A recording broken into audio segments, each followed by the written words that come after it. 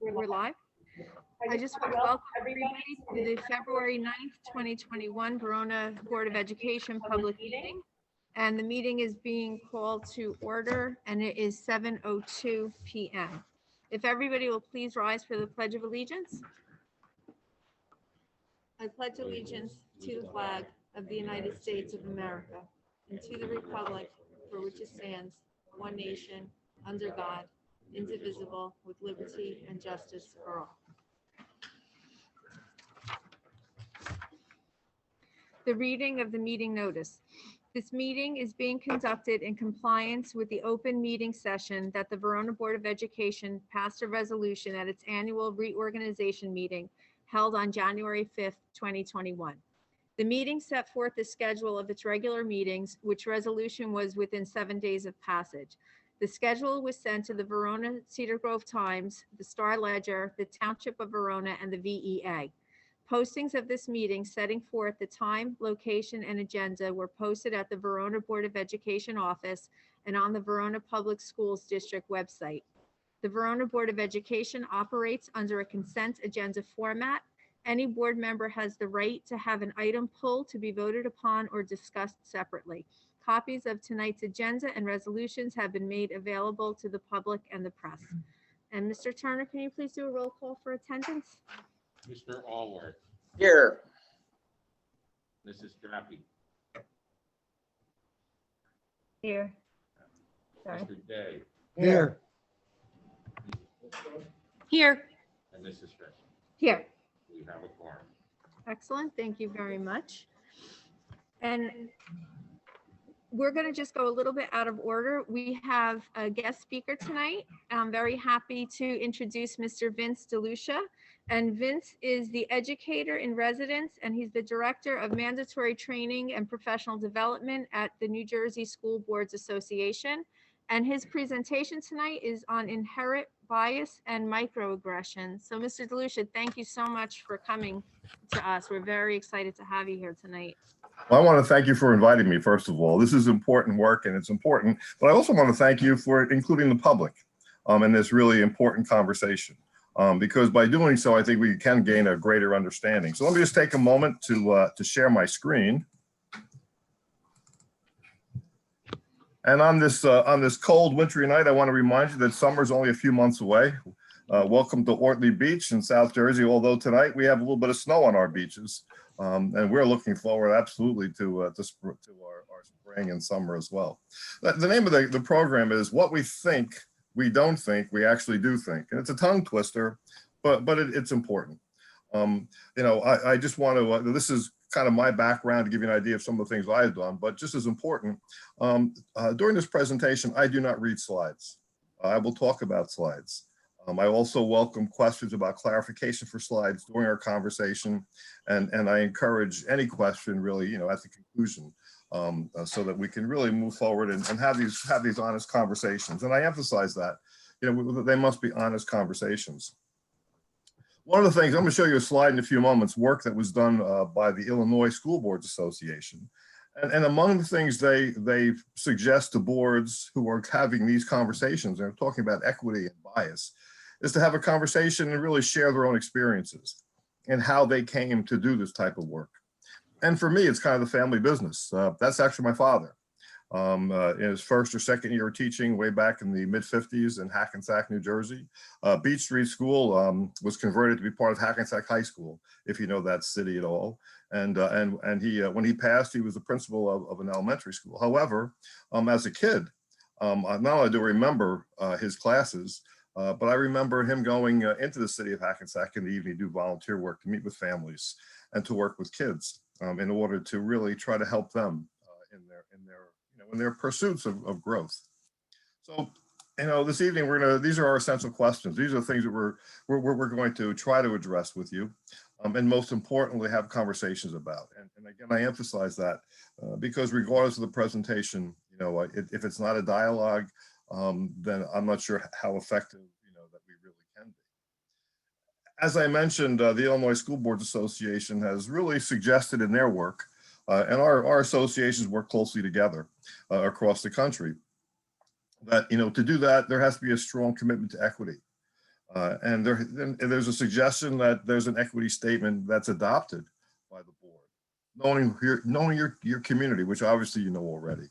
And also, as I have begun to do, is talk about your personal journey and able to, as a board, able to initiate and create structural change, and able to develop goals and policies. And that's an important thing, or the policy goal with an equity lens. But I want to remind you that as part of your dues, on an annual basis, you can submit your policy manual to School Boards Association. It does not matter if you use our policy manual or Strauss-Esme. We will review your manual, not only from the lens of equity, but from all lenses to make sure it's the most up-to-date, so that you can have that to govern your district. Fiscal accountability, being data informed, developing partnerships, and also expecting opposition. But it's opposition because of misunderstanding and not understanding really what we talk about. We talk about bias. And one of the things I ask you right from the beginning is to begin to have an understanding that we are all victims of our inherent biases. These are not things that we do explicitly or consciously. And the terms inherent and implicit and unconscious bias are really used interchangeably today. Now, the other couple of the foundation things, and bias plays into this as well, is that according to Fortune magazine, according to research done by the National Education Association and other groups, these are the skills that our kids today need in order to be successful in their lives and their futures. Empathy is number one. And empathy is there for a variety of reasons. I know Alan November, some of you may have heard of him. He's a tech teacher and expert out of Harvard. For the last 15 years, he's been talking about the need for us to really address empathy among our kids. And part of the reason is number two. We need to be collaborative. You know, the world of working in isolation is gone. So if we're not able to build and sustain healthy professional relationships, we are not going to be as successful as we could be. Creativity and problem solving, they all are intertwined in that. And finally, storytelling. And it's not communication, it is storytelling. It's storytelling because in today's world with technology and other means, we have the ability to tell a story using multimedia, using video, using music, using obviously words, written and spoken word. And by telling things in a story, people have a greater remembrance of it. They understand it much more thoroughly. Another concept that is a foundational concept for our conversation tonight is understanding the difference between equality and equity.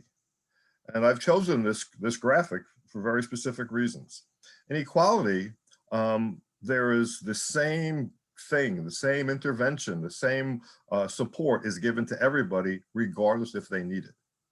And as you can see, that support structure may not even be appropriate. For that family of four, it seems to me that only the mom has a bicycle that was given to her that is her size, whereas her husband and two kids are at a disadvantage. But equity is giving individuals the specific support structures that they need to be successful.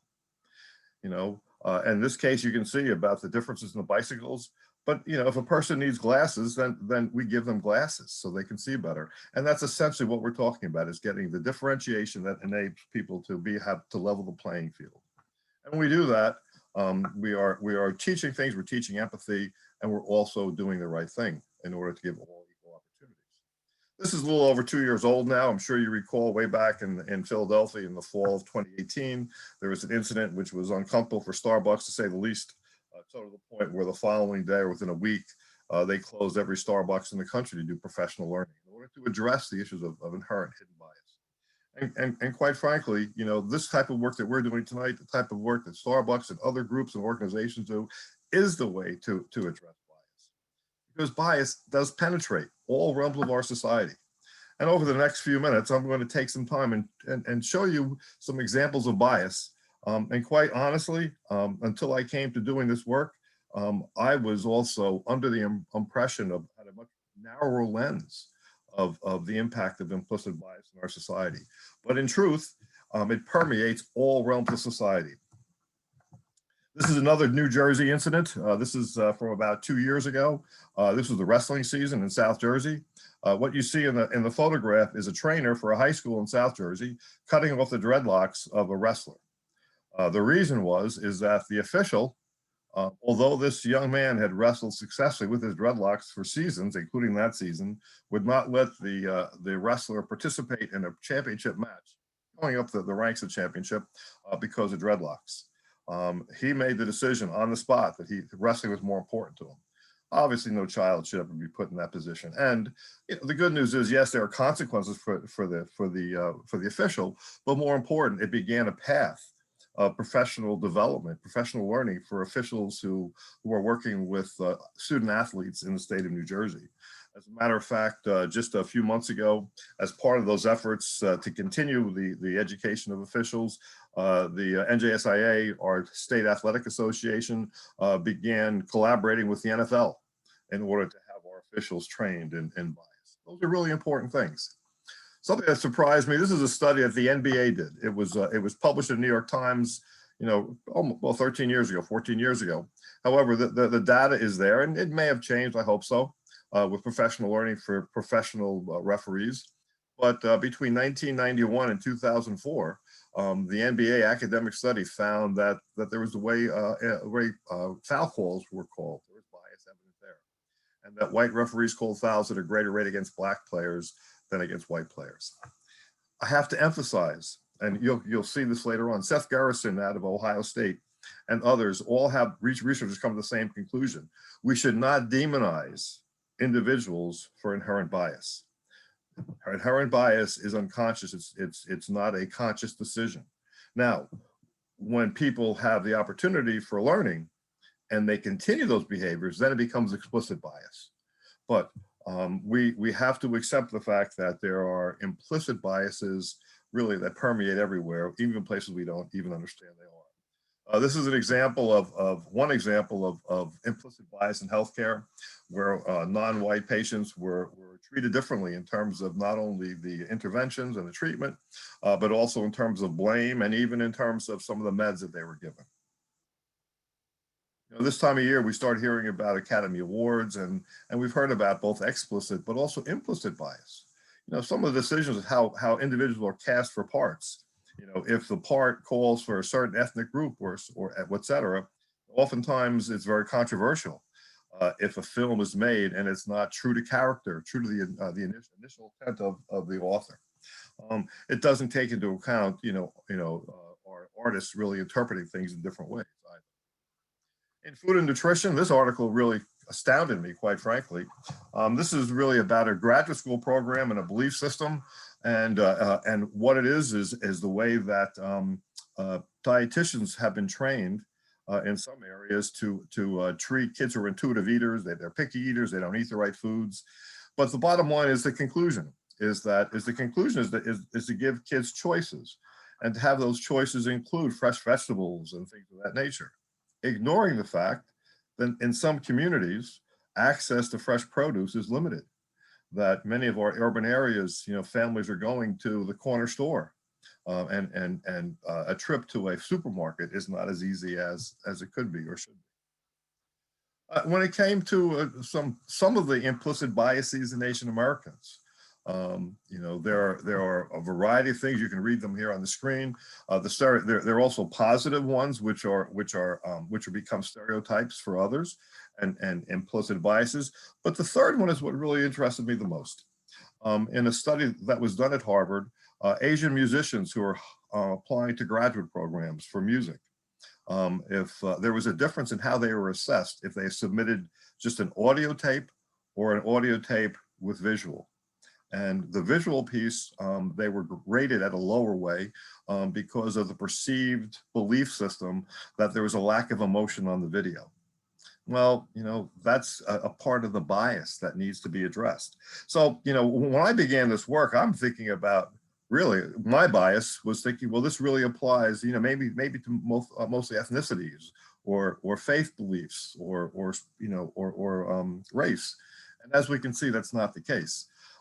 In this case, and this is dear to me, I have a 6-year-old granddaughter who was identified as being on the spectrum at 2.5, and we were very fortunate because of the strides that she's made.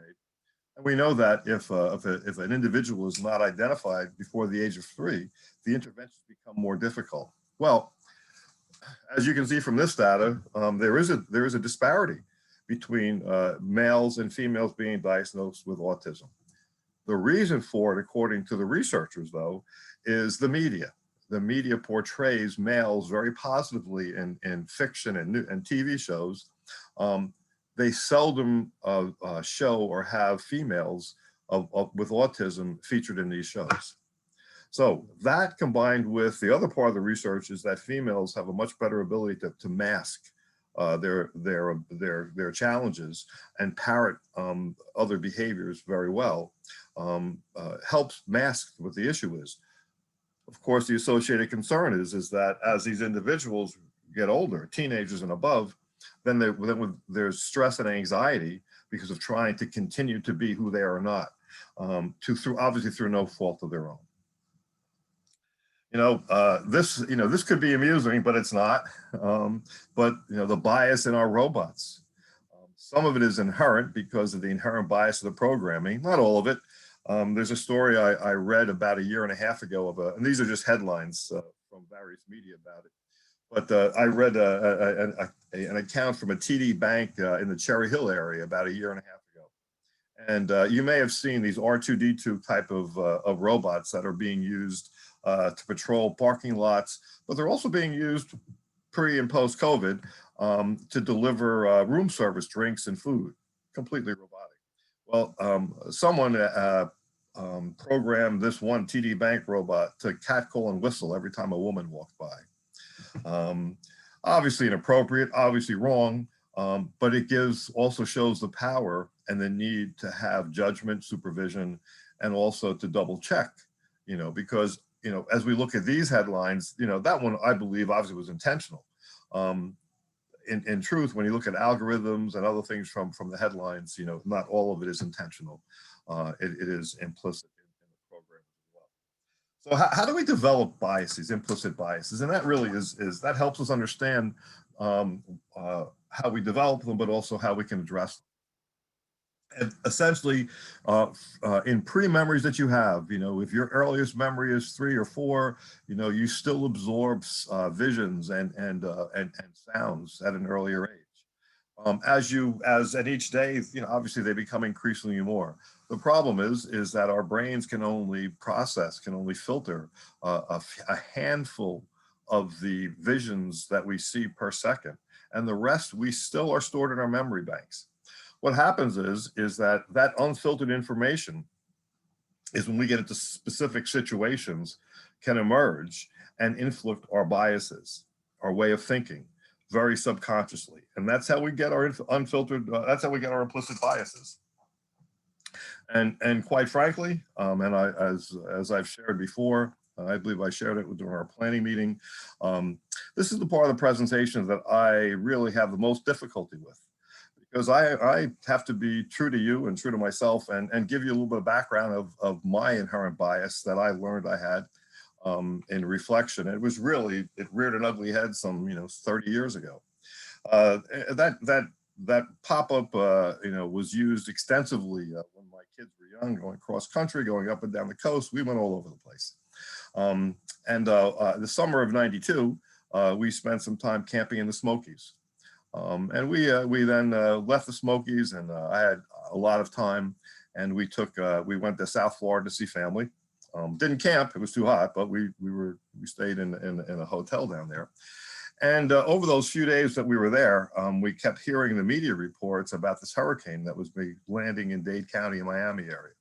And it turned out to be Hurricane Andrew. 2 days or 2 nights, I should say, before it landed, about 7:30 at night. I said to my wife and kids, we're going back home. We're going up 95, going home. So we left about 7:30 at night. Somewhere around 2:30 in the morning, we're in South Carolina on 95. If you've driven 95 at night, it's a wonderful place to drive, but it is dark. There's nothing to see. Well, that back tire that you see blew in the middle of the night on 95. I pulled over to see what happened. It was obvious. I also knew it was unsafe to even attempt to change a tire on that highway. So I drove about another 5 or 7 miles north, and I figured there had to be a gas station, there had to be a service area. I was really looking for a big truck stop that was well lit with a lot of services. I was very fortunate to find a very old, dilapidated gas station. It was open. I wasn't looking for their help. I was just looking for a safe place to pull over. I pulled over to the side. It was kind of eerie, you know, it looked like a Friday the 13th kind of movie. And I jacked it up, did the lugs. Unfortunately, when I tried to pull the tire off, I didn't realize I was on a very slight incline and there wasn't enough clearance to get the tire off. So I stood there, you know, my sons at that time were about 9 and 10, no, 9 and 12 they were actually. And I'm just trying to figure out what to do. And the door opened to the gas station.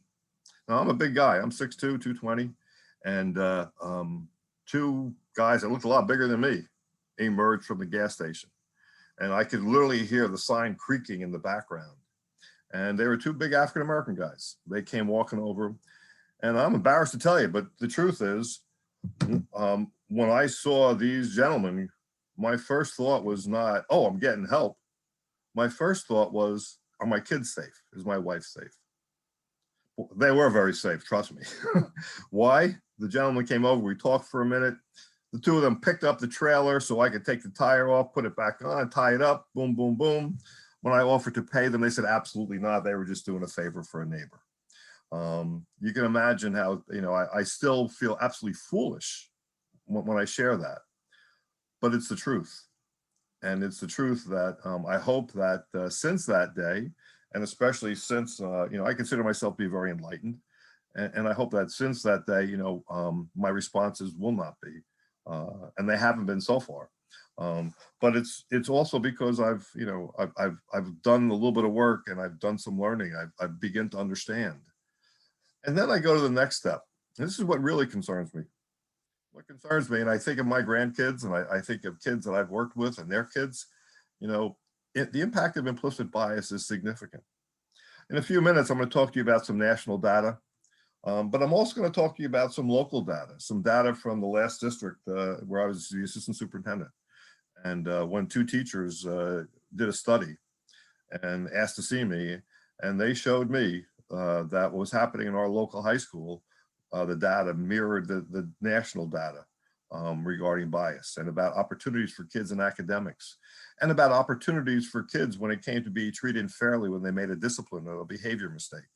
So when you see this list of things, you know, that's a partial list. When you look at opportunities, you know, also think about, you know, what kids are not being exposed to well beyond that. One way, and this is something that I've done personally, and I encourage others to do. I know that some members of the board, you know, have inquired about this as well. Is that individually just to do a search, and the address is on here. I'll forward this PowerPoint to your district tomorrow, so you can share it among the board and with whomever. Post it on your website if need be. But by taking these very brief tests, and they're essentially, you see a vision and you have a choice of one of two things, and among the ways that they are evaluating your bias is how long it takes to choose whichever answer it is. So I really do encourage you, and these are most of the tests that assessments that they're all individual, so you don't have to take them all at the same time. But what I do suggest is what's the most important is that always, you know, after, especially something like that, is to reflect formally. By reflecting formally on what you learned, if there are any surprises, it's the greatest way for growth. I also want to add that, you know, as a masterly board certified teacher, that is one of the two things that makes terrific teachers is reflection and collaboration. And the research is so clear on that. And as well as the more we encourage that and provide those types of structures, the more successful we can be. I want to go back to that national data, and you know, I'm going to talk about national data, and again, you know, reflect on the local data, which mirrors the same thing.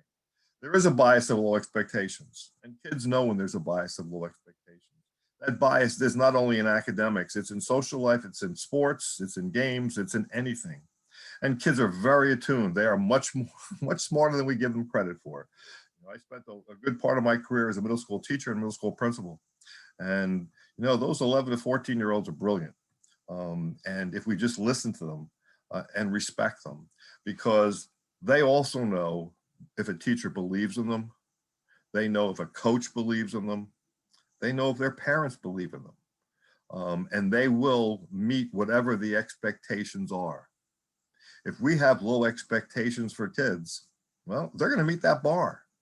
But if we give them a healthy challenge, we don't want to debilitate them. Rigor is misunderstood.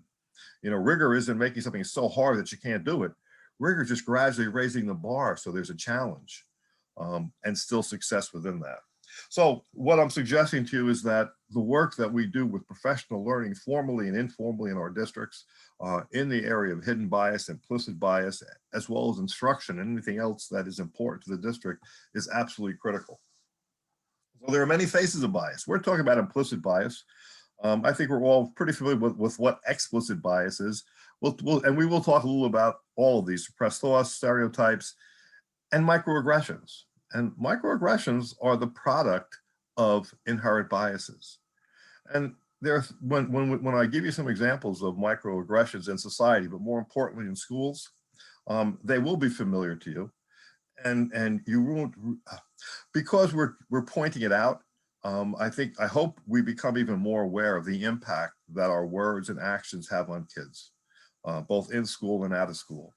At the end of the day, if a child does not feel supported, doesn't feel safe, doesn't feel respected, they're going to respond in kind. And I would suggest that a lot of the out-of-esteem behaviors that we have are when kids are not finding those relationships within that school building. That's why a kid will behave unbelievably well in class A, but in class B is just the exact opposite. We need to reflect on ourselves sometimes. But getting back to this, these are explicit suppressed thoughts and implicit biases. These are the definitions. There are some examples there. Again, I want to read them to you. I want you to be aware of them. And what's most importantly is look at what's expressed consciously versus unconsciously. The explicit biases become problems. Suppressed thoughts, are things that people just don't share. They just don't want to get into any kind of discussion. They want to hide the behavior. The example I use is cigarette smoking from the literature. And implicit bias is what we're talking about tonight. And about how we do it. Sometimes it's verbal, sometimes it's through passive actions. In this example, it's about a child student or somebody choosing a seat further away from a Latino student than a white student on a bus. But let's also talk about microaggressions. They are expressed indirectly for the most part. And the people who say them, they really don't realize that it's an offensive term. They haven't walked in the shoes of the individual who would be the topic of it, so to speak.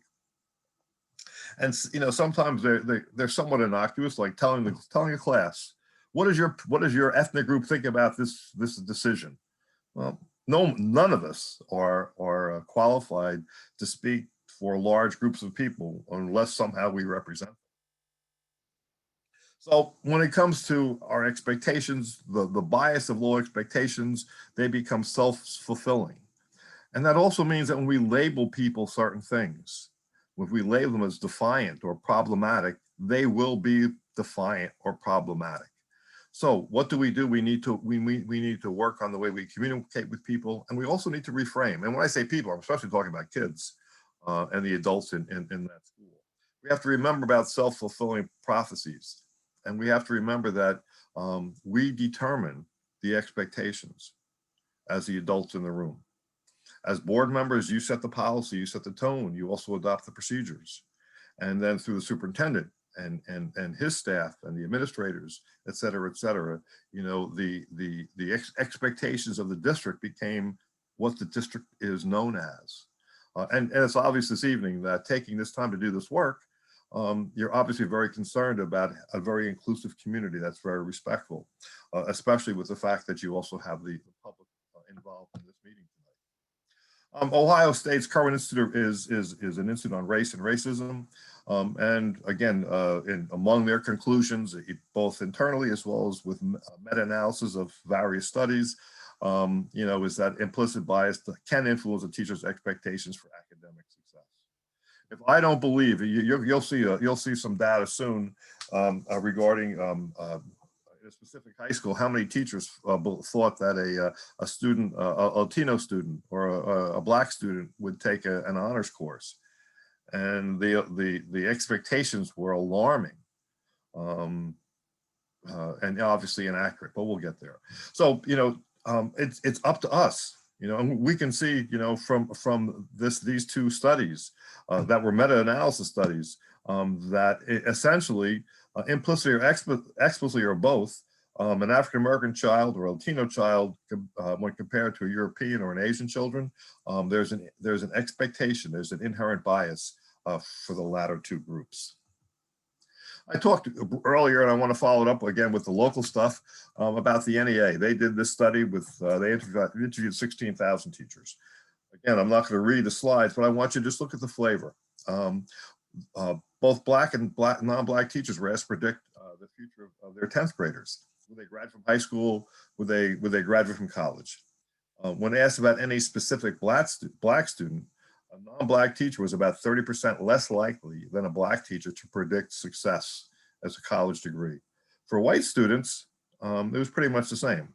And again, we'll talk about some local data soon. Now, the thing is that, again, out of American University, you know, there is not a correlation that's specific that they can draw, or as a combination. However, you know, the ideas that we're putting forth tonight is that if we're reflective and we know what our bias is, then we can address them. And most importantly, and I've said it a few times, you know, it's not meant to, nor should we demonize our teachers or anyone for that matter. Because if we understand the concept of how we acquire implicit biases, then we know that we are also victims of them. So, you know, there are consequences all over the place, you know, and one of the things is that robbing of compassion, the whole empathy that I referenced earlier in this presentation, and about this unconscious hierarchy of caring, and that kids who suddenly feel that they're beyond the caring of that school. And yeah, is it a regular feature? Are there many kids that feel this way? Well, frankly, it depends on the school and the district. However, overwhelming, I would say no. But if one kid feels that way in a school organization, it's one kid too many. And that one kid has a family, and then I would suggest that that family may also feel that they are not being respected. And we know that if we do not engage our families in the work that we do, and our communities as a whole, we can't be as successful. We can't lament, oh, so-and-so's not involved as a group, as a parent or a community, if we're not inviting them in and asking them to be a part of it. This is just a graphic which just gives you an example as young as preschool. And again, this is not to criticize preschool teachers by any means. I could never do that job. However, you know, who are they looking for? Where are their eyes in the classroom? Well, they're looking at boys, first of all, Black boys, then white boys, and then you can see white girls and then black girls. Embedded in this conversation has been a lot of conversation from my part about discipline and relating with kids. And I think it's extraordinarily important, although this is not the topic tonight, to really suggest that, that this type of conversation does take place. You know, the Latin root of discipline is to teach. And, you know, if we take the belief system that kids are making bad decisions because they don't understand the reasons why, then we take a step back and know that, you know, there are some researchers that will tell you there are 4 reasons why kids misbehave. And if we teach them how to, their goals, and if we teach them how to appropriately achieve their goals, they can do those same types of behaviors, but in an acceptable way. You know, it's seeking attention, it's seeking revenge sometimes, it's seeking power, and that's really what most kids are doing in school. And it's kids who avoid failure. Well, we need to teach kids the appropriate way. But we also need to ensure that they have consequences, but not punishments. And unfortunately, the punishment piece also rears its head in bias. There are kids who go to the principal's office, the assistant principal, or the teacher, and they're treated differently. And the teacher or the administrator is not doing it consciously, but it's the fact. And by having a separation of punishments and consequences, it's a difference. But most importantly, kids need to know that at the end of whatever the issue is, they have redemption, that they are not identified as that behavior, that bias is not there. And the behavior is different from who they are as an individual. Which leads us into how we handle and how we address the microaggressions, and how we need to use them as instructional moments. Because again, these are directly related to inherent bias. And you'll see them as we give some examples in a few slides, what that means. But they're denigrating, they're brush-offs, they're subtle, they're usually nonverbal, but they also can be verbal. And again, but in a subtle way. They also are directed at those with marginalized identities, which is absolutely critical to be aware of. And they're committed by people who are unaware of the hidden messages. And there are three categories: assaults, insults, and invalidations. And the example for the assault, and assault is verbal, it's not intended to be offensive, but the term "that is so gay," it's not meant to be offensive. A person who says that probably doesn't mean it to be offensive. However, the term itself in that context is. A micro insult, again, these are unintentional, unconscious, and an example is a comment implying that a woman or a person of color received their job due to affirmative action and not because they earned it. And a micro invalidation is when someone tells someone else that they're being oversensitive to a comment, be it ethnic, racial, or whatever. However, let's look at really how they can rear themselves in society. This is generally speaking, the whistles, catcalls, or making comments that someone who appears to be Asian and appears that maybe they may not have been born in this country, and they're their third or fourth generation, but commenting on their use of good English. Or the way we speak to someone who's blind, or a high school situation. This is going on right now in South Jersey. There are 3 high schools in Burlington County, a regional district, that have Native American names. Well, there's a lot of discussion going on there around that. And also, as I said, roles: a Muslim woman, a white woman clutches her purse, which is really what I was doing when I was with my camper. But these are some of the things that are observed in classrooms. When adult or student makes an issue of how way somebody speaks. One of the worst things that's so embarrassing, I've seen administrators do it at graduation, where it's a time to read the names of kids, and I'm sure they practiced them, but they didn't learn them. And that's a special moment, and names are a very special personal thing. And as the adults, especially as the leaders, and when I say educators, I'm also about support staff. Kids make the choice of who they identify in a school. And it might be the principal, it might be the teacher, it might be the secretary, the food service worker, could be the custodian, could be the bus driver, it doesn't matter who. But that's also why we need to ensure that all of our staff are very much aware of our expectations. The way we schedule tests or due dates, be it on religious or cultural holidays, if we have different expectations for kid and zip codes, by zip code, I'm not going to read these things, but it gives you the flavor of things that are happening. The use of the term illegals to reference undocumented kids. And again, these continue about some of the ways that we in schools either witness or act. And again, it's our responsibility through professional learning, through supervision, through the Teachers Association, et cetera, and obviously under the leadership of the superintendent and the administrators, to ensure that our staff is culturally aware of all of this stuff. So again, the important things is the way we address it. If we accept that implicit bias, most microaggressions are deliberate but are subconscious. If we want to teach, then the way we approach the aggressor, quote unquote, must make them not feel defensive. We must make them walk with us in a learning situation. We know that if we confront them, it's not going to work. Since the earliest of grades, kindergarten and first grade, we teach our kids how to use I statements and ways to express themselves when they feel they've been wrong. And I statements are the way, again, to have these types of discussions initially. I've referenced, disparities in school discipline. This is all national data right now. The risk of being expelled or facing multiple suspension based on your race. And this is a study which was just released a few months ago. UCI literally analyzed student management data from every district in the nation, all 50 states. And if you look at this slide, what's really alarming is that Black kids and special ed kids are the kids who are being suspended the most. We need to examine that, and we'll get into that in a moment. But when you look at the number of days lost, and this is across the country, and what's across the country is that, if you are an individual of color, if you are a special ed kid, you are treated differently by the system.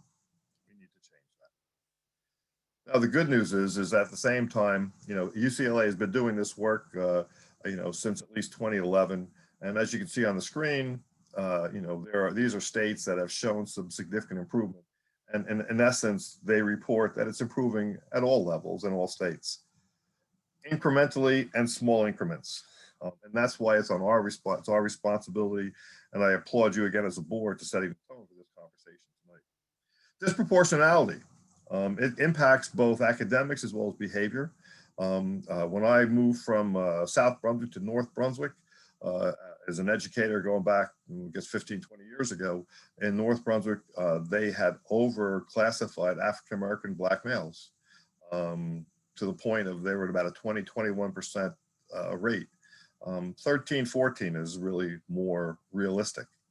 And we also learned, as I referenced earlier, and I'll speak about more in a moment, that we also treated kids differently when it came to applying discipline strategies based on their color. And that was also quite alarming. Let's do the national data again first. When it comes to what's happening, Ed Week, a very important publication for educators, 72,000 K to 12th graders were studied. And as you can see, Black kids comprised 18% of the sample, but look at the numbers when it came to suspensions more than once and expulsions, and that 3.5 number when it came to being suspended as compared to their white peers. Without going into details, Portland, Oakland, Chicago, all the same.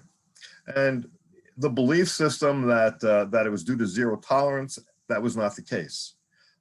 Zero tolerance policies were not the reason for that uptick. When you have a kid 5 years old up suspended for minor infractions like talking, then we know that we're not doing our job. That the policies that African American kids acted out more, there was no valid data to support it. So what I'm suggesting to you is that all the reasons, all the excuses that we had for this situation were proved to be invalid. What the conclusion for most of the researchers is because of implicit bias. And it's that some conscious way that we address kids. And again, we've talked about the cognitive process already. And again, think about the impact that you have, and I can see by your expressions tonight on kids. We also know about the school to prison and the foster care to prison pipelines. We know how they overwhelmingly impact kids of color more than anyone else. And there's some good news within that as well, especially in New Jersey. I represent school boards on the Juvenile Justice Commission Ed Subcommittee at the state level. We have 2 counties prosecutors in Bergen County and Gloucester County. What they are trying to do is keep kids out of the system. When a kid commits a crime, they will speak. The prosecutor's office has a victim's advocate. The victim's advocate will speak with the victim to see if they are agreeable to having the child have social services, interventions, like counseling, etc. The difference with this is that there is no issue with insurance. The prosecutors have lined up in Bergen County some 15 to 20 volunteer agencies, Middlesex County, agencies who provide that therapy for free, family counseling, individual counseling, etc. If after the year it's been successfully completed, then the complaint is dropped. If not, then it goes on. I think it's also important to think about tracking. I will talk about that a little bit at the local level in particular, but I want you to remember that, when our high school structures were first initiated some 130 years ago, one of the practices was recommended was tracking, and then that meant in those era was separating affluent white college-bound kids from factory-bound immigrants and minorities. And unfortunately today, in places where we see tracking, oftentimes it reflects that. And the question again becomes, are students of color, economically challenged kids enrolled in honors and HAP classes? If not, why do we not see that? And that's a question for each district to analyze. But also, if we have high school kids in remediation, through high school, when do they catch up? One of the presentations after the research I've been doing over the last week has been on the learning gap issues because of COVID. And overwhelmingly across the country, what the studies have not only shown from post-Katrina, but from all the research is that remediation doesn't work. Tutoring works, but what does work is something called acceleration, which is keeping kids on track and then using the support structures for the skills that are needed to achieve that goal. So that's the wrong conversation for now. But what I'm suggesting to you is that we already know that that program doesn't work to begin with, but yet we're doing more, putting more kids in this. So way back in 07, when I was the assistant superintendent in North Brunswick, 2 high school teachers asked to make an appointment with me.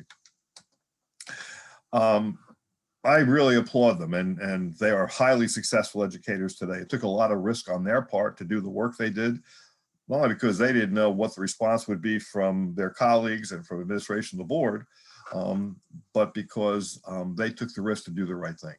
And they did a triangulated study. And the summary of that study, I'll tell you now, we'll get into the details a little bit, is that if you are a student of color at North Brunswick Township High School, your opportunities to achieve academically were limited, and if you made an error in behavior judgment, you were treated different than a white kid. That was hard conversations to have, ladies and gentlemen, believe me. But numbers don't lie. We used we, meaning they, and then yes, we did follow-ups and we worked with them, and quite bluntly, they proved us wrong in terms of what our assumptions were and what they proved. We thought that we had a fair district. We thought that we were giving opportunities. We thought that if a kid was sent to the office, he was sent for the right reason, and that the discipline policy was being applied equally. It wasn't. Let's take a moment to look at the shift in that community. Starting in 1990, and this is just for a moment, you can see that it was a 75% white community, about 1,100 kids. In 2017, you can see it's essentially 22-25%. It's almost equal among the 4 demographic groups, and a growth of almost 1,800 kids at that time. Excuse me, a little over 1,800. Now, the reason for the diversification was so rapid is, just very briefly, North Brunswick is adjacent to New Brunswick. New Brunswick in the 1990s eliminated, along, if you know, Route 18 Memorial Parkway near Douglas College, they eliminated all their public housing. It's now a wonderful neighborhood, not that it wasn't before, but there was not really a coherent relocation plan, unfortunately, for so many residents in that area. Thus, they came to the surrounding towns of Franklin and North Brunswick and East Brunswick and Highland Park, etc. But I want you to look at the grade distributions. We didn't have to, with this data, we didn't have to even look up a kid's record to see who was getting A's and F's. If you're Asian or white, you got the A's. If you were Black or Latino, jackpot, you got the F's. Horrible, horrible. The discipline data, I'll have a couple slides on this, reflects the same thing. Overall referrals in 2013 to the main office. You can see if you're Black or Latino, you're at a good chance of being sent to the office. If you're white or Asian, less likely. Unfortunately, that borne out in some of the comments in the interviews, because our staff, teachers who did the work, and then other teachers joined in. There was a task force that was formed at that high school. They began interviewing kids who had graduated 5 years before. And what they learned, the same story emerged over and over again. 2 kids would report to a class late. 1 kid was either white or Asian. The other kid was Black or Latino. The white or Asian kid was told to sit down, and the other kids were sent to go to the office for a pass. What we learned in our interviews is that overwhelmingly the kids said, we were together. We were just hanging out in the halls. They weren't doing anything wrong. None of them were. They were just socializing. Although, it's as true as high school, more so middle school, kids love to hug. That's what they were doing. And look at the result. But, we mentioned the national data on special ed. Look at the suspension rate for a Black kid in North Brunswick Township High School, 28.1%. Now, again, looking at it from the outside today, my first, what horrible people. But again, the results were horrible. They were victims of their own inherent bias. So in 2013, you can see there are almost 4,000 total referrals. You can see that overwhelmingly, they were from Black and Hispanic kids, over 80%, and white and Asian kids, very few. When we did the data, the deep dives, we learned that data was skewed. It was skewed because of assumptions that adults were making. I'm not saying all these kids made great decisions. I'm saying the way that we addressed the decisions was unequal. And that's where the problem is. That's where the inequity was. And the inequity was also in our academic program. Foundation is remedial class or remedial classes. CP is college prep, honors and AP. And you can see, you know, who was in which classes, be it foundation or AP or honors. So there's a follow-up to that slide coming up, which shows some changes. But you know, the first step is to overcoming is to address them and to recognize them. There were a lot of rough conversations that we had, and there were some staff members who didn't believe what we were talking about either. We did a video. It was almost 3 hours long, and there were some teachers who said that it was scripted. Well, as the conversations evolved, they realized it was not. You know, I mentioned earlier about the bias of low expectations. This is from North Brunswick Township High School in 2013. Who was likely to take an AP class? At that time, there were 250 teachers on that staff. 68% said a white would. 75% said an Asian would take an AP class. 0.4%, one staff member said it was likely that a Latino would. 0.8%, two staff said it was likely that a Black would take an AP class. Well, the bias of low expectations, you know, reared its ugly head. The same held true, but in reverse when it came to basic skills. 7% said an Asian would take a basic skills, 13% said a white, 65% for Blacks, and 67% for Latinos. The questions become, you know, how many kids that were placed in those classes were placed in them because they were perceived as being troublesome? Not even the violent part. How much just because they got into trouble? Well, I started talking about the 3-hour video, and again, it was a lot of emotions. But it was important. This was a 4-year total process, although the learning still continues. And one of the things that we realized right away is that some of us prefer to hear information about data, and some of us really want to hear the emotional stuff, the experiences. We provided both. We wanted our staff to not only hear the emotional voices from our kids, but also to see the data. And that was really one of the best ways. So I'm very briefly going to talk about these slides. This is how they addressed it from a professional learning point of view. What was most important is that the entire staff was involved. That meant the support staff as well. That meant the leadership as well. That also meant that some of the work was done through the Graduate School of Education at Rutgers. Penelope Latimer, who was the chair at that time, also the New Jersey School Development Council. And one of the things I do want to mention is that last one, PBSIS. It is a game changer for any school. It's a climate initiative for kids and staff and families, and it really builds relationships. And when those relationships are built, the corollary feature, I should say, is that student behavior improves. You know, at year one, there were a variety of lessons that were learned. There was mainly about communication, about acceptance, and about sharing of ideas and knowledge. I will also furnish with you with a resource list that we use in that district. These are some of them. These we use especially with teachers as well as with our staff. Our staff also had the opportunity to both in groups hear both Yvette Jackson and Geneva Gay speak. And again, as New Jerseyans, they were really, you know, helping us out. Teaching Tolerance, I don't recall, they just changed their name. I don't literally this month, I don't recall the name, but that website and that magazine are important, as well as all these other things. But the thing was about working on it collaboratively together, including families as well in the work. So we needed them to be aware. The thing that was important, one of the elementary schools evolved to be about 90% Spanish speaking. In that building, they chose, and great idea, was to have 2 PTA meetings.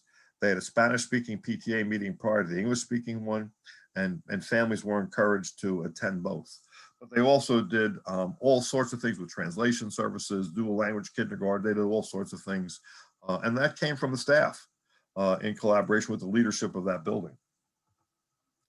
So there was an effort made to detrack, and when you see that gray ball in these slides, that means those classes are no longer offered in our high school. And as I think I mentioned, the high school has a 45% poverty rate. That's free and reduced lunch. It's extraordinarily diverse. In 2010, as you can see, remedial English, about 31% of the kids were Hispanic, and let's see, about 38% were Black.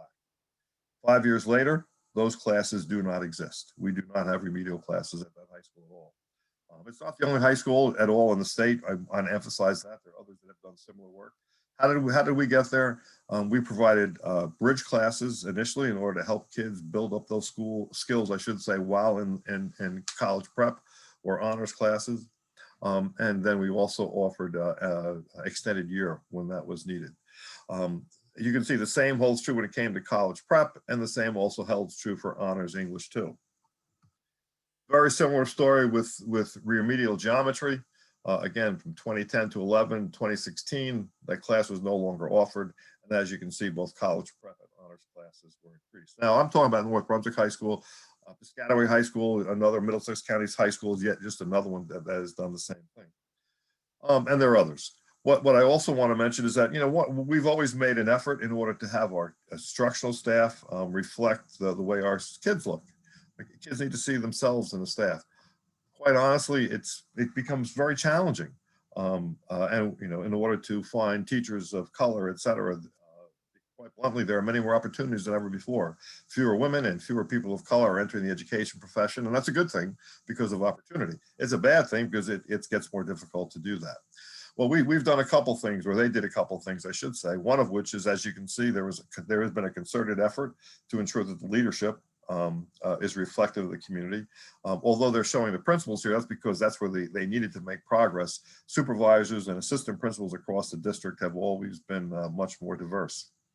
To address the teaching staff, about 10 years ago, two teachers, the same two teachers who did this work, started a Future Teachers of America Club. And the purpose of that club was not only to encourage kids who were going to enter that field, but to encourage them to come back to North Brunswick, be it at any level, to be a teacher. Again, these are many of the successes that came out of that work. That district continues to work on equity, has been the focus of the superintendent there and that staff, for more than a decade. And with all fairness, my former boss, my partner and friend, Brian Sikowski, superintendent, feel free to reach out to him. Sid Dawson is a principal. He and Kane Ellis, they were the two teachers who came to me. Sid actually left North Brunswick. He took a principalship in Cherry Hill.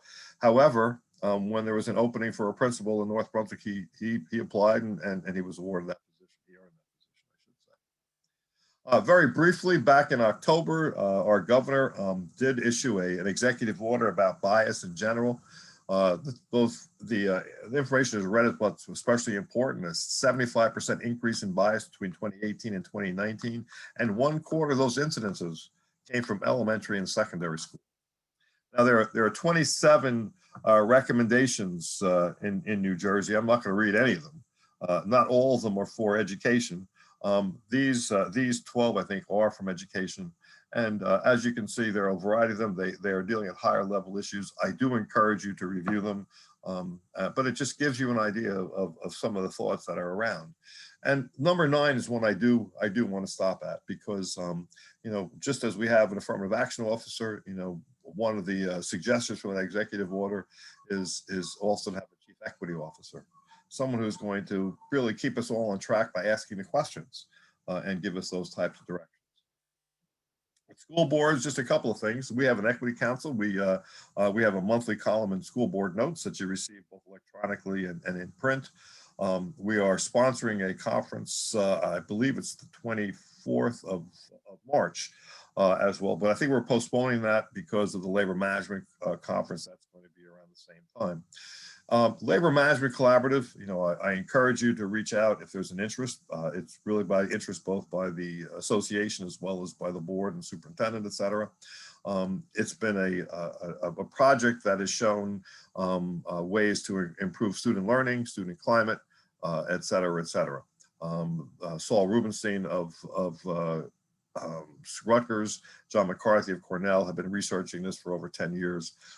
As a matter of fact, the two of them were interviewed in an article about 3 weeks ago due to our new Secretary of Education's belief in collaboration. And again, we're doing the work tonight as well. I do also encourage you to start with data.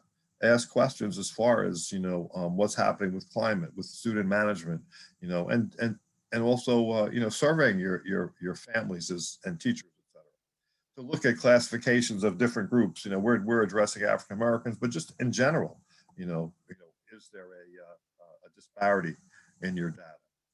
And these are some of the things that you can do. And I talked about the wellness check. Being ensured that our teachers have professional learning in implicit bias. They have training in being culturally responsive. They have training in student management, etc. And by supporting that, it's really a marvelous way to begin the work or continue the work. And really, finally, there are 8 ways to identify and reduce our implicit biases. It's introspection, it's being mindful, it's perspective taking, it's learning to slow down, it's individuation, it's checking our messaging, it's making sure that fairness is institutionalized, that we look through things with an equity lens, and it's taking 2. In other words, it's making sure that we're looking for new things. So again, these are just suggested readings for you. I will forward that to you as well. If you're human, we have biases. That's the bottom line. And the question is not, do we have them, but which ones do we have? And that's the value, of course, of that Harvard test. So no matter how open-minded, socially conscious, or anti-racist I think I am, I still have old, learned, hidden biases that I need to examine. And it truly is my responsibility to check myself daily for my stereotypes, for my prejudice, for my discrimination. And I encourage you to do that. I see you're doing that. And I really do thank you for being a marvelous audience this evening. And obviously, I'm open for any questions that you or anyone may have. And I appreciate your attention tonight. Excellent, Mr. DeLucia. Thank you so much. So I do want to open it for the board first. Like, do you have any questions and comments, like going to him, anybody on our administrative team? Sarah's shaking her head yes at me. I always have questions. Mr. DeLucia, thank you so much. This was eye-opening and enlightening, and I feel invigorated, and I feel like I'm ready to tackle it all at once, although I'm well aware that this is a marathon of epic proportions, but I'm in it for the long haul. One question that I have is, how do you see the role of curriculum and curriculum changes in helping to attract a more diverse teacher and administrator applicant pool? Well, I think from a curriculum basis, I think it's about a variety of things. Number one, showing equity, which is important, and showing that your review processes do that. But more importantly, I think it's reflected in some of the auxiliary materials that you use, some of the the literature that you choose, et cetera, and really giving those giving the opportunity to have discussions and responses in these critical comments, and not only about bias but anything. We're in an era where it's especially important to process information. We're in an era where it's especially important for kids to be able to teach themselves, meaning to read resources. So if we structure our expectations, and we also structure the way we deliver instruction in a problem-based learning environment, and that means it's not just when it comes to our social sciences, but in how we address our sciences as well. So my whole point is that by engaging, by having it be reflective of current thinking, and most importantly, when there are these types of conversations, those who are entering the profession are looking for districts who are going to be forward thinking and are willing to. And quite honestly, putting on my old hat as being the person hiring. I was looking for that type of match, especially in North Brunswick when we were there, because we had a very specific mission. So by looking at your own goals as a board, and then how do you translate those goals into the traits and characteristics of those with whom you want to ask to join your district? Thank you. I have just one more question. And I'm just going to put my teacher hat on for a minute, because I know that you and I spoke at length. And I think what I find most challenging as a teacher, and we do have several teachers on the call tonight, and I think it's important for parents to understand too, is that as a teacher, we struggle daily. Like, how do we balance or how can you recommend that we balance teaching our curriculum and making sure that we are doing the best that we can in our role, depending on what we teach, but also, I guess, for lack of a better term, combating the implicit biases that our students bring into the classroom, whether it's from the home or if it's something that they learn from the media, just, inherently, or it's social media. I think that's what I personally struggle with the most as a teacher, is kind of constantly feeling like it's an uphill battle with that. So, I mean, what are your suggestions for teachers? And again, it's important for parents to kind of hear that perspective as well. I consider myself always to be a teacher. That's how I started in my career, etc. And for me, it's about relationships, having genuine, healthy, appropriate relationships. And that means with individuals, but with the class itself. And setting out the climate in a class. One of the ways that you can do that, and I'm sure you know that, is as a class, have the kids identify the behaviors, the manner in which they expect others to contribute and speak, and they themselves. And literally, so you establish those norms for the class. In the courses that I used to teach, I would also suggest that we put them on chart paper and have every kid sign it, and it becomes a contract. This is what we believe in our class. This is how we treat each other, and this is how we will have conversations. So the first thing is establishing that place where there's a freedom of ideas, and then at the same time, because most kids who are saying things or doing things inappropriately go back to their seeking power of some sort. Well, if their power is in what is the expectation, then we teach them how to do that. Then it becomes a positive experience for all. But the whole thing is first it's about conversation, and then something we have these. It's through literature. First of all, it's through the study of history, and it's also through expressing. I still believe that there's a large place in our language arts classrooms for journaling, not taking place of class, but being used as an auxiliary to class.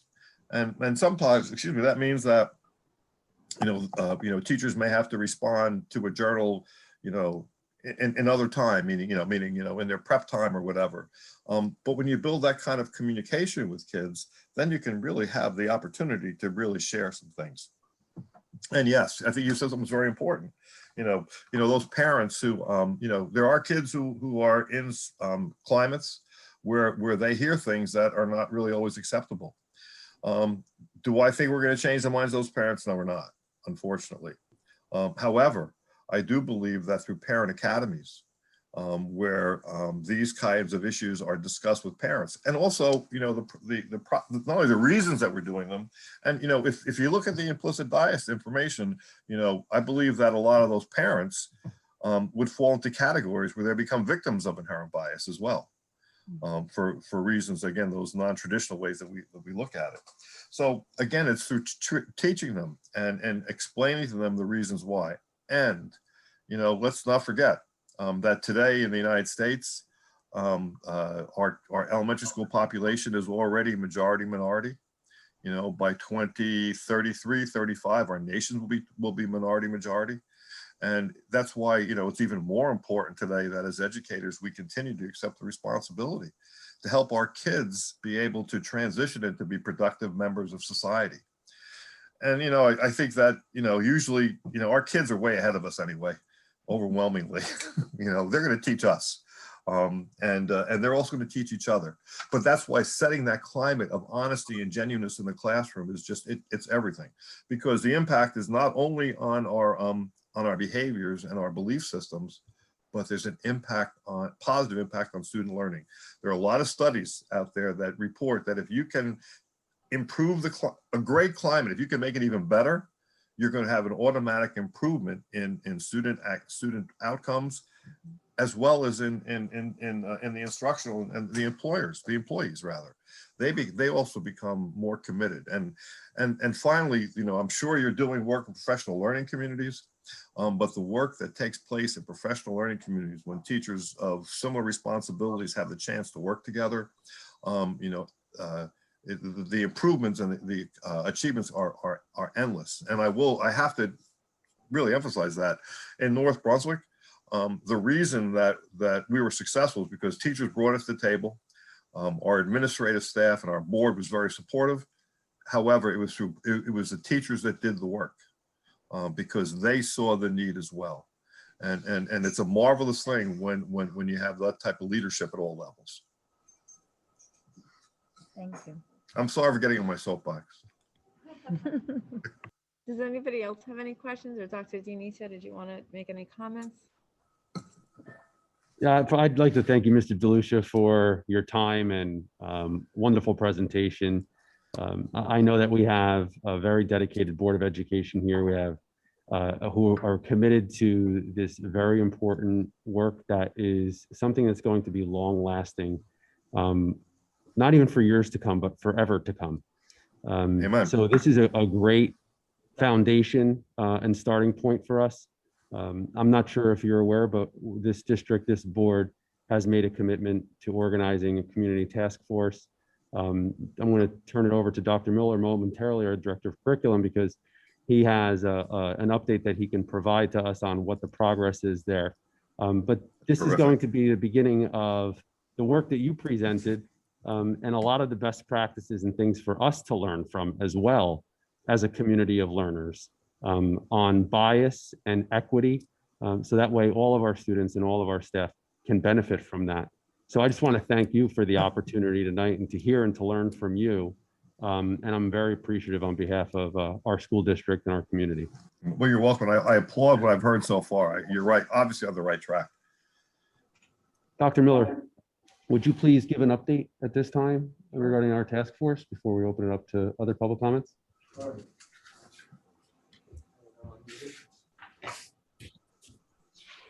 Okay, thank you, Dr. DeLucia. Our update is Mr. Shells and I, our second interview occurred last week and it went extremely well. We spoke with Dr. DeLucia and it looks promising for the candidate we interviewed. We're going to have a third interview next week, including Dr. DeLucia with the candidate. If all goes well, we will recommend this individual to the Board of Education. Well, then what we're hoping for the remainder of the year is to have an outline to convene the task force and to provide trainings through this individual on topics such as equity, colorblind versus culturally responsive education, training on civil discourse, and like we were learning tonight, talking more about implicit bias and identity. So that's where we are right now, Dr. DeLucia. Great, thank you very much, Dr. Miller. You're welcome. So our community will be engaging in this task force. We have to date a number of 100 community members and growing. I'm sure that after tonight's presentation, we will have more interested participants, and that's exactly what we want. We want as much participation and engagement as possible. And taking that task force and working with the consultant that Dr. Miller just shared and being able to help bring someone along to help us guide that work. As a professional who is an expert in the field, not only in the topic, in the content, but in the process. And I think you spoke quite well to it along the lines of, where our opportunities for growth lie are only as good as the collaboration amongst the people in the trenches doing the work and working together constructively and positively and engaging in honest, deliberative conversations. So we're excited. We know that we have a lot of work ahead of ourselves, but it's going to be very meaningful work and work that is absolutely necessary for our students. So thank you. You're welcome. And two things. First of all, I applaud the task force. Having been involved with similar task forces, especially in my other roles when I was active in my own community, that is going to be the best process, and I applaud you. I do want to mention, if you're not aware of, that Maurice Elias out of Rutgers. Maurice has a relatively new units of study called STAT, Students Taking Action Together, and what that is teaching social justice and how to take action, if you're not aware of that. Thank you. We'll definitely look into that. Very much appreciated.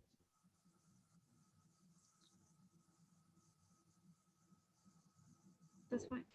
Okay, so at this point, I'm going to invite the public. It looks like we have about 40 or so public members in attendance. So if there's any questions or comments that you want to direct towards Mr. DeLucia or what we're doing in the district, now would be the time. And Mr. Roberts, if you would please take over that point. For phone callers, so if anybody dialed in wants to comment, you have to push *9 in order to be able to raise your hand.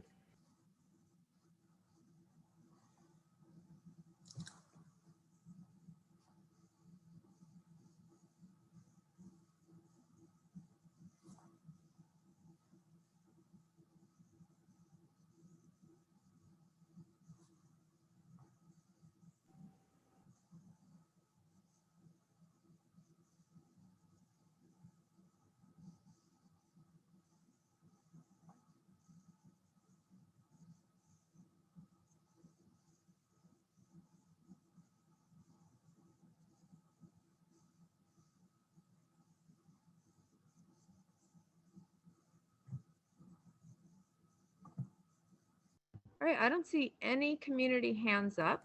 So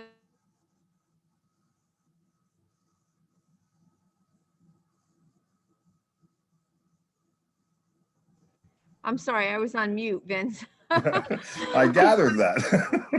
And, you know, we'll look forward to getting the PowerPoint. If you could email it to us and we could go through some of those resources that you sent, and we will, you know, take all this to heart, and we're moving forward. Like Sarah said, you know, full steam ahead. So we're all on board. And I want to Again, thank you. I also applaud you and I appreciate your engagement this evening. If I can help you on this or anything else, please reach out. You know that. You might be sorry you asked that. Nah, never. This is more passionate work than work. Excellent. All right. Thank you so much. Have a Take great care. evening. Good night. Be safe, everybody. Bye-bye. Okay. All right. Well, thank you. That was good. So now we're going to roll into our regular scheduled agenda. And up first, we have Dr. Dionisio's superintendent's report.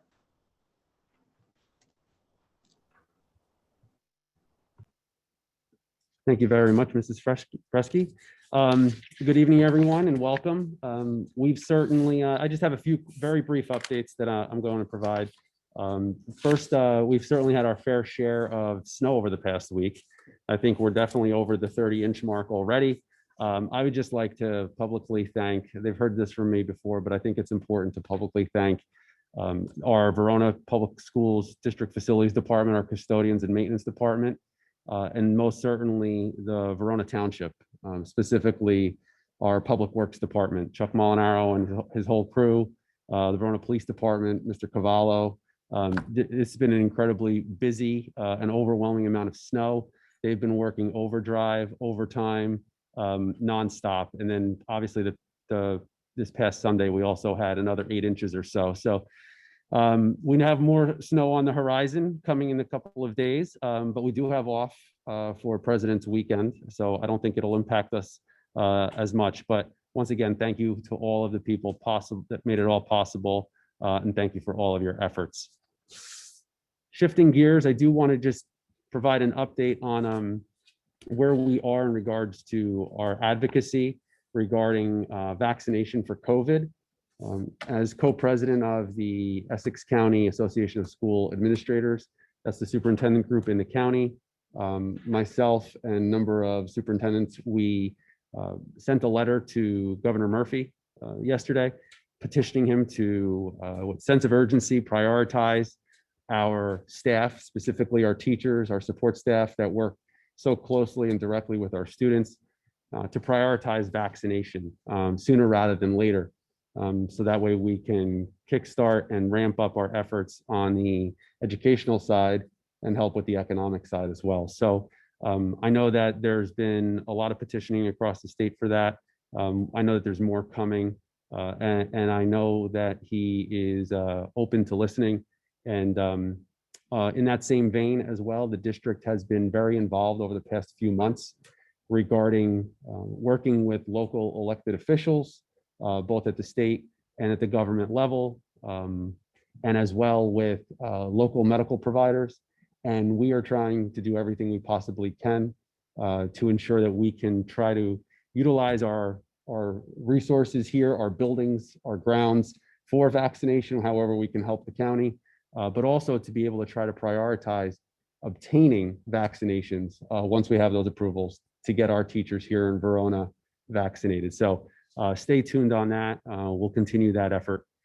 And then last but not least, I would just like to say that at the next board meeting, we are anticipating that our elementary principals will provide an update on the elementary reconvened committees on the school reopening plan, just to give us progress and an update.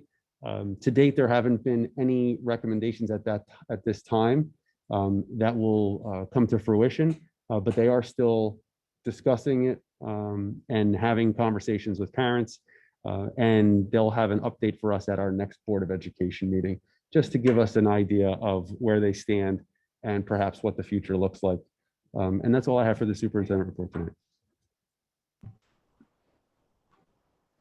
Thank you, Dr. Dionisio.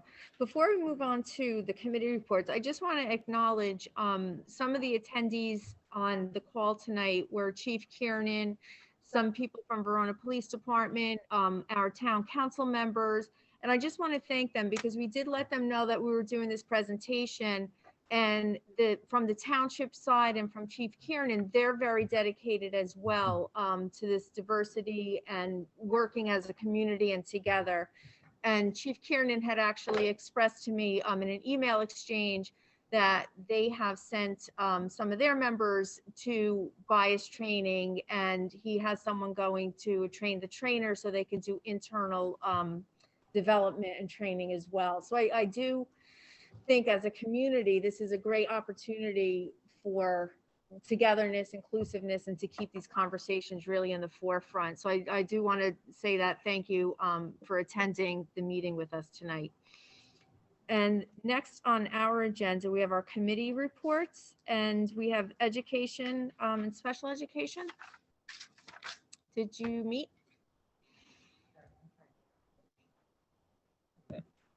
Yes, we met yesterday. There isn't too much on here. For special education, the next CPAC open meeting is on February 22nd. They will be discussing Verona Child, and Mr. Moriello will be available at the end of the meeting for a Q&A session. Our occupational therapists and physical therapists are going out for professional development for licensing purposes. And then moving on to Dr. Miller's report, the College Board has released 3 potential windows for AP exam dates, and the administration and teachers are going to decide which window looks most feasible, and it looks like they are going to offer both online and in-person testing. We spoke at length about the Diversity Council, so I don't need to go any more into that. We have Math PD coming up for February 4th is for 5th and 6th grade. February 5th is for 7th and 8th grade, and February 16th is 4th grade. February 18th is 2nd grade, and that's again with Bill Jackson and Glenn Stevenson. On January 29th, Dr. Goebel did a world language PD and was able to visit the classrooms virtually and give immediate feedback, and the teachers found that really, really valuable. And then also on the 29th, Dana Clark met with grades 7 and 8 for language arts professional development. A letter has gone out, correct, Dr. Miller, letter has already gone out about the math growth assessments that will be given the week of March 1st, and then the week of March 8th for grades 1 through 4. For reading is March 1st, and then math is the week of March 8th. Just to give everybody an update and like the Cliff Notes version of this math growth assessment, these are considered like a normed standardized assessment, but what's great about it is that it is done on the computer, so the questions adjust to whether or not the students are successful or are not.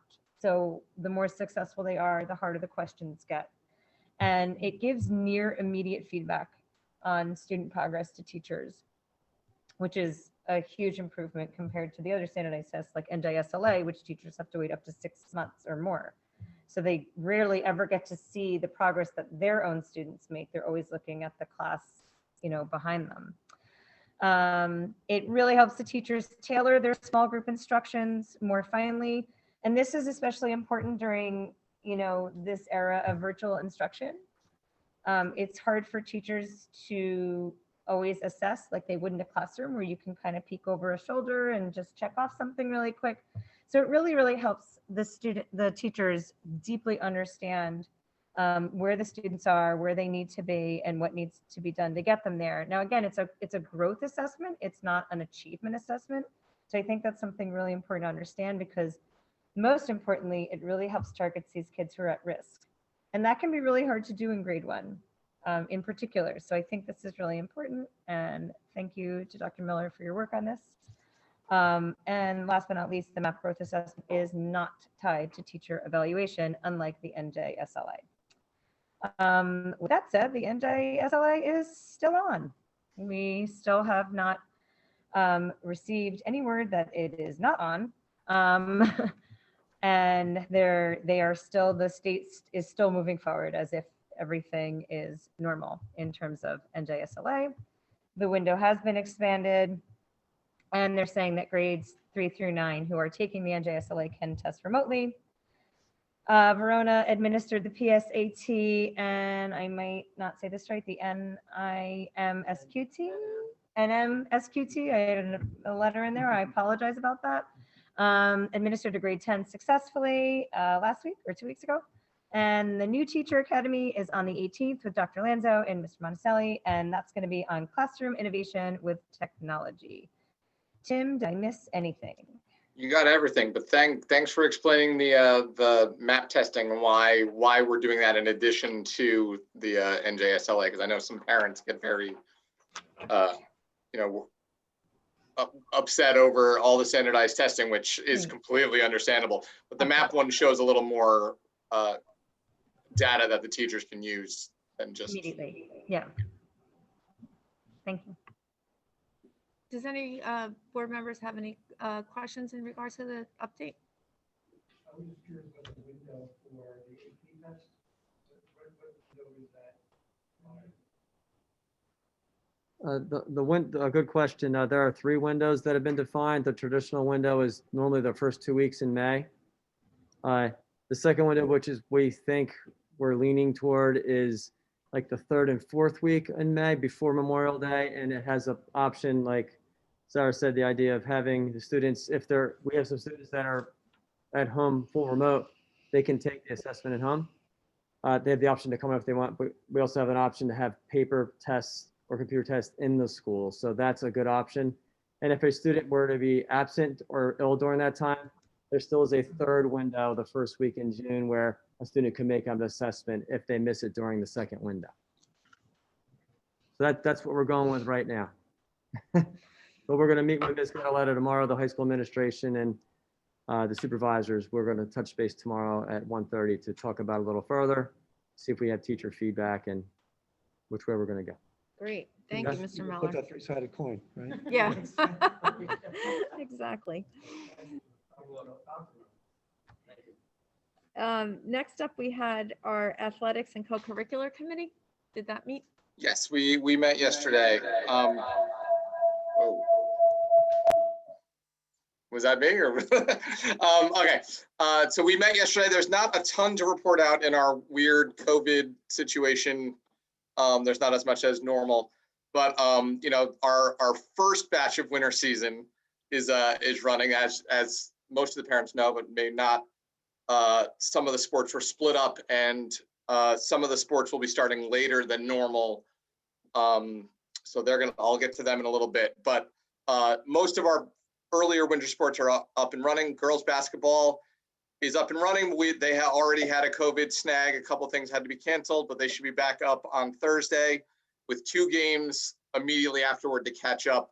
This whole year is going to be very different than other years, and there's have to be a lot of flexibility with games being canceled here and there. as different schools have COVID cases, and we're just going to have to roll with it. Boys basketball is also going. So far, no issues there. Hockey has also been shut down for a little bit, but they will return on the 11th. Again, games are going to be changed and have to be scheduled here and there just to make up what's been missed. Track is going fine without as far as COVID, but we had snow that put a damper on that, so they're going to have to juggle the snow issue. So it's a very flexible winter season. And thanks to Mr. Merkler for dealing with all these changes here and there. The swim team is a bit of a soap opera as well, dealing with the community center in Caldwell. That's where they are swimming. And there's a number of schools that are using the facility and trying to get in and out and scheduling and nailing down the contracts so that we can use the facility. So that's still all going on. And hopefully we should have more concrete information on that at the next meeting. March 4th, our kind of third season, the rest of the winter sports will get going. Wrestling and volleyball will be starting then. They're going to overlap with their spring seasons by about 2 weeks, but it should only impact a couple of the coaches who have worked out their schedules that they'll go from one practice to another, and we're just going to make it all work. It's all about flexibility right now, just to make sure that the kids can get their sports in. And then just for, COVID is going to continue to be a problem, but we're going to have to just keep being flexible and make it work. The games that are being played are being live streamed. So even though the parents can't go there, please check out the live stream so you can watch the kids play, because it's important to them to know that you guys are supporting it. And that's it for me, but Ms. Prisco has some happy news to report out. Thank you, Tim. I'm Mr. Allworth. Yes, I'd like to give a shout out. Mr. Merkler did put a tweet out on February 3rd regarding Jessie Loudon. She's a senior here at Verona High School, and she is our recipient of the National Girls and Women in Verona in Sports Day Award. So congratulations to her. She is a volleyball and softball player here. So, and just a very, very nice young lady. So congratulations, Jessica, on your outstanding achievements. And thank you, Mr. Merkler, for putting that out there also and recognizing our students. Thank you, Mrs. Prisco and Mr. Allworth. Does anybody have any questions or comments that they want reflected? No. So that was the only two committees that. We were going to do building and grounds also. Oh, you. Yeah, we had a meeting today. Oh, okay. I stand corrected. Buildings and grounds. So we have Mr. The new facilities director is pretty tough, and he demanded we had a meeting today. So Mr. Higgins. Thank you, Mr. Higgins. So I'll run through it real quick, Pam. Okay. Sure. So for the first thing on the facilities committee agenda, we talked about the window project. The good news is the window project HPW is at 95% completion. So that's good news. Even though with the snow, they're trying to do what they can, and I think that they're having difficulty balancing ladders in the snow, but they're getting there. They're almost done. In regards to FM Brown, the windows were delivered. They're being stored safely, so we can start that project and continue moving that forward when the snow starts to melt, or even before the snow starts to melt, whatever we can do as soon as possible. And the shades are 100% complete at the annex, so they added some additional shades there, so that was a critical item to take care of. The rekeying of the district is 95% complete, so they're working on a couple more locker doors, auditorium doors, but no, that project is moving smoothly forward. Fire alarms project 100% complete, so the fire inspection has been scheduled for February 16th. The playgrounds, as we mentioned last meeting, the Forest Avenue playground was rubber surface was bubbling up. So they had a couple of internal meetings and then meeting with the project contractors to talk about how to remedy the situation. Of course, the snow and weather sort of hampers the situation of what we can or cannot do. So again, that's going to be a project where we're working with the contractor to potentially repair that at no cost. So that's our goal. And the last but not least is the heating, ventilation, and air conditioning. I'm excited to get the project going with ECC for HBW and the elementary schools. We have tentatively slated to have the unit ventilators arrive in May. So hear that? May. So for all those people that, are waiting for it, we'll hope that's the case. But, as you know, things can change when it comes to getting hardware for us these days. So what we'll be doing is starting the interior work that will be performed over spring break to, potentially, get everything organized and set up to be able to move that project with the unit ventilators.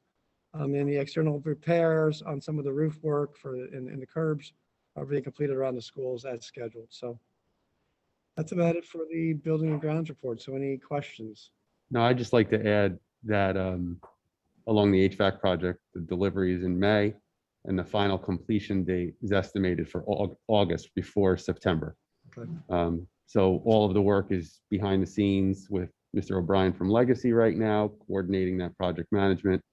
And then hopefully that's the goal. We're going to get those delivered by May. So they're here on site so they could be installed as soon as school is out and get going on that project. Thank you. I didn't know Mr. O'Brien's on the line, so I don't know I guess if he'll be here for answer any questions if there are some. Does anybody have any questions in regard to that or for Mr. O'Brien directly? No? Okay.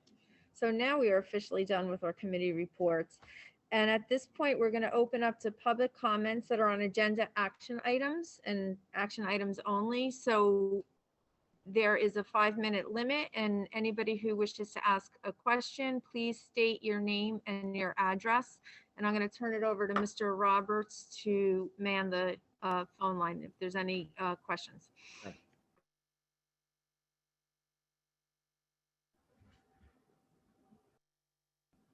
There's no hands raised currently. There's no hands raised for agenda action items from the public. And do we have any discussion items on any old or new business that the board wanted to bring up at this time? No. Okay, so we're going to move on to do a roll call for our resolutions. And I need a motion to accept resolutions number 1 through 8. So moved. Moved by Mrs. Drappi. Second by Mrs. Prisco. Is there any discussion on any of the agenda items? Mrs. Freshy, can I just say one thing? Yep.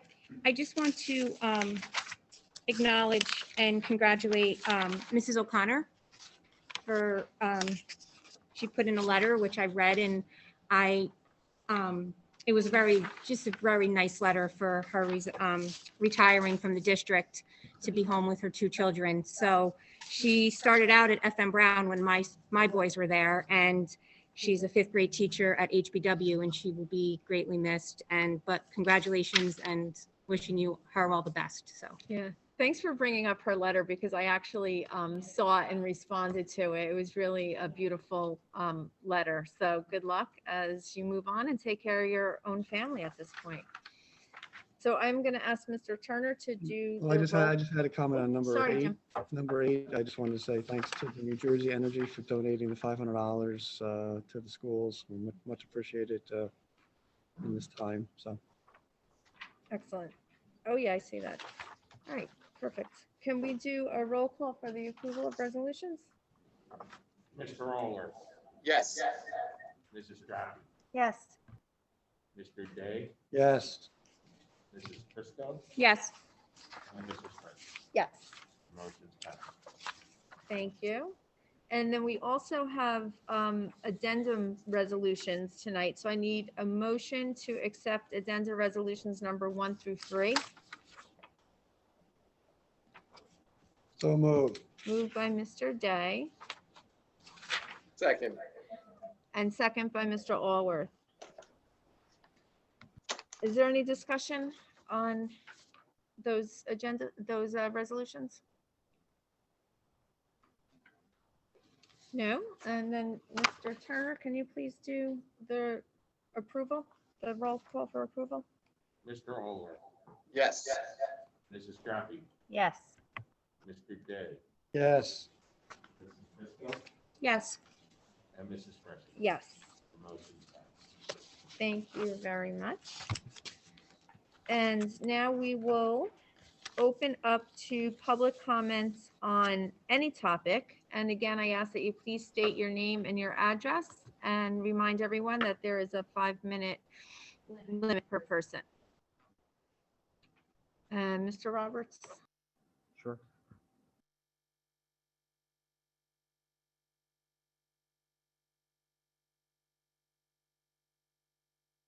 I don't see any hands raised at this time.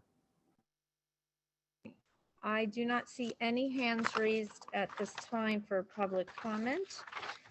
So we are going to adjourn the meeting. I need a motion to adjourn our meeting. So moved. Moved by Mrs. Drappi, Second. second by Mr. Day. All in favor? Aye. Aye. Mr. Allworth, you were on mute. Yeah, hi. Thank you very much. So we're going to officially adjourn the meeting at 8:42. And our next meeting is on Tuesday, February 23rd, with confidential at 5:30 and public session at 7 p.m. I just want to thank everybody. Have a nice night and a great rest of the week. Bye.